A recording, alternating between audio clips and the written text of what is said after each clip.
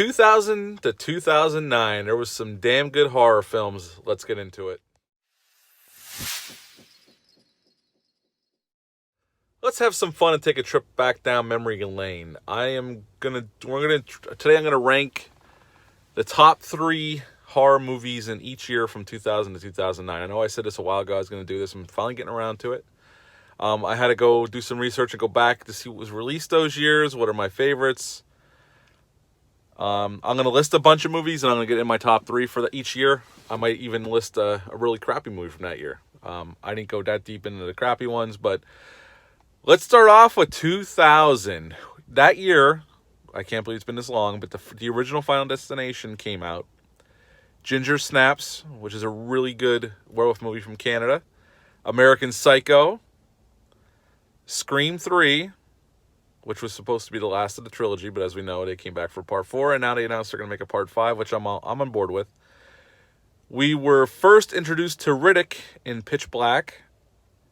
Paul Verhoeven's Hollow Man, starring Kevin Bacon and Elizabeth Shue. And George Romero's Bruiser came out in 2000. Now, there may be movies that came out each of these years that you've seen that I haven't. If I don't have it listed, either I don't like the movie or I haven't seen it. That's why you're not hearing me say it. There's plenty of movies I haven't seen. I'm just listing the ones I have seen and the ones I like and some that I don't like. But in this list, in 2000, all these movies I do like in some form or fashion. I would say my number 3 movie of that year is Final Destination. I remember when that came out. I saw it in the theaters with my now wife, and I've always liked the original one. I liked the first 3. After 3. Kind of got out of hand, although the last one wasn't bad. I'll be interested to see what they do with this new one they have announced. Number 2 of 2000, Ginger Snaps, which is like I said again, a really cool little werewolf movie from Canada. And number 1, American Psycho, Christian Bale's awesome performance in that film. So that's 2000. Let's go on to 2001. Released in 2001, The Others, John Carpenter's Ghost of Mars, Session 9, Jeepers Creepers, 13 Ghosts, Dagon, which is a Lovecraftian type movie made by Stuart Gordon, The Forsaken, which is a vampire movie starring Kerr Smith, From Hell, the Jack the Ripper movie starring Johnny Depp, Valentine, which I reviewed recently, Hannibal, and the awesome Frailty. I would say number 3 that year is Jeepers Creepers. That film really surprised me. It's a good monster movie. I still enjoy watching it, no matter what you may think of the director, and I would agree that the man is a POS, but still, I do like that movie. My number 2 movie is a very underrated film, underseen too. Session 9, I really like that movie. It's very effective, for sure. And I used to live in Massachusetts for 7 years. I was only about 50 minutes away from where they filmed in that, that asylum's not there anymore, but I only lived about 50 minutes away from where they filmed that. And my number 1 horror movie of 2001 is Frailty. I just did a review for that. I can't say enough good things about Frailty. If you've never seen it, check it out. And again, everything I listed here, I do like in some form or fashion that year. 2002, we got 28 Days Later, Ghost Ship, the first Resident Evil, Halloween Resurrection, which I do not like that film. I just threw it in there. That movie sucks ass. Eli Roth's Cabin Fever, which I do like that original movie. Dog Soldiers, Neil Marshall's first big hit. Blade 2, a little movie called Below that takes place on a submarine during World War II. And the awesome Bubba Hotep. My number 3 movie that year is Bubba Hotep. I love that film. If you've never seen it, with Bruce Campbell playing Elvis, Ossie Davis playing JFK in a rest home in Texas, battling a soul-sucking mummy who sucks the souls out of elderly people through their asshole.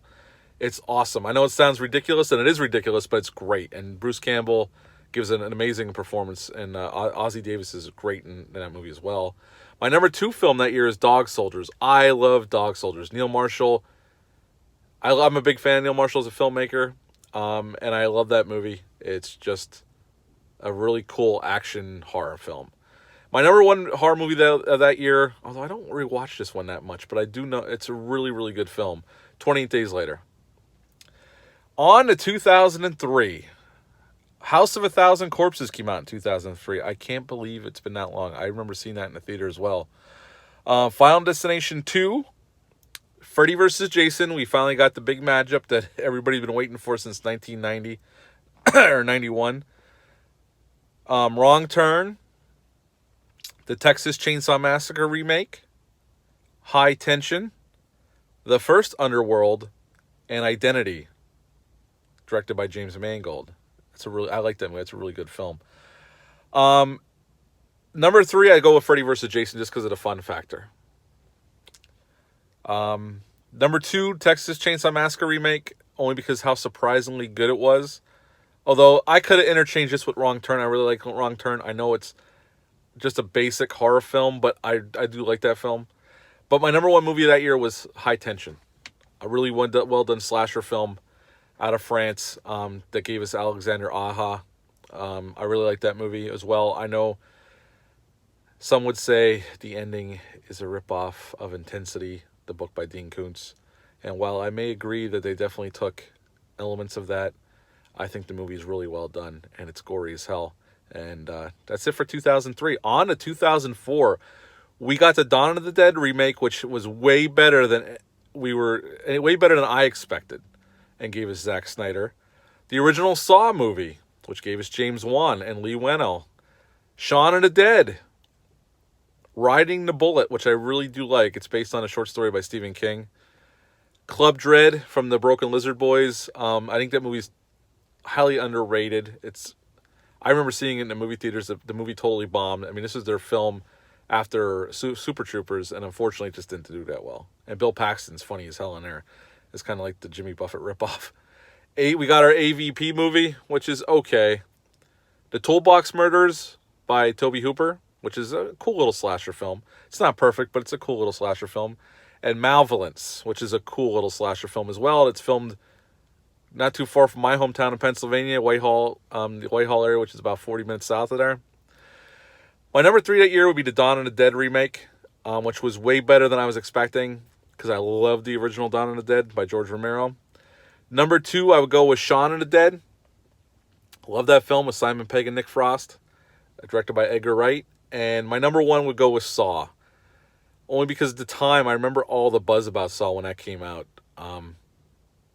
I really liked that first movie. It was a shot in the arm, definitely for the horror in general that year. It was just, I liked that movie. All right, on to 2005, we got Wolf Creek, Saw 2, because they made one every year after that for a while. Neil Marshall's The Descent, which is an awesome horror film. The Devil's Rejects, which I really like that sequel. The House of Wax remake. George Romero brought his zombies back to life with Land of the Dead that summer. Hostel, the Amityville Horror remake, and Feast. All these movies on this list I like, but my number 3 would be Wolf Creek. Number 2, The Devil's Rejects.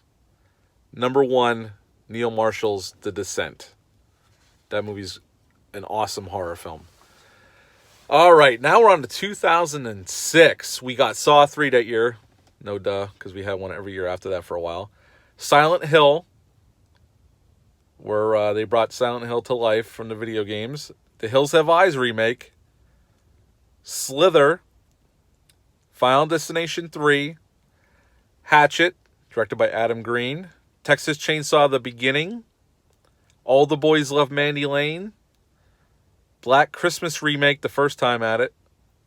And Snakes on a Plane. And I only bring Snakes on a Plane up because there was so much buzz around it because they made a movie called Snakes on a Plane, which I did see in the movies, by the way. Although I don't think I've seen that movie since then.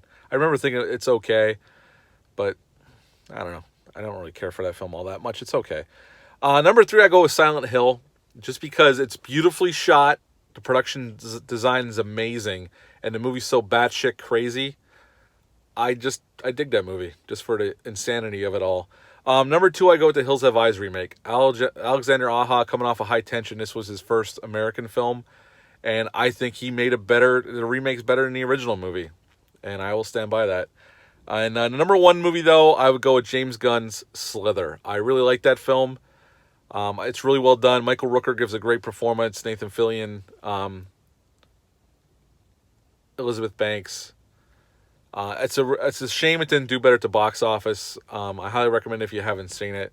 Yes, I know it's kind of a definitely there's elements of Night of the Creeps in there, but it's a really well done film, and I highly recommend that one. On to 2007, yeah, this is the year I moved to Arizona. 30 Days of Night got released.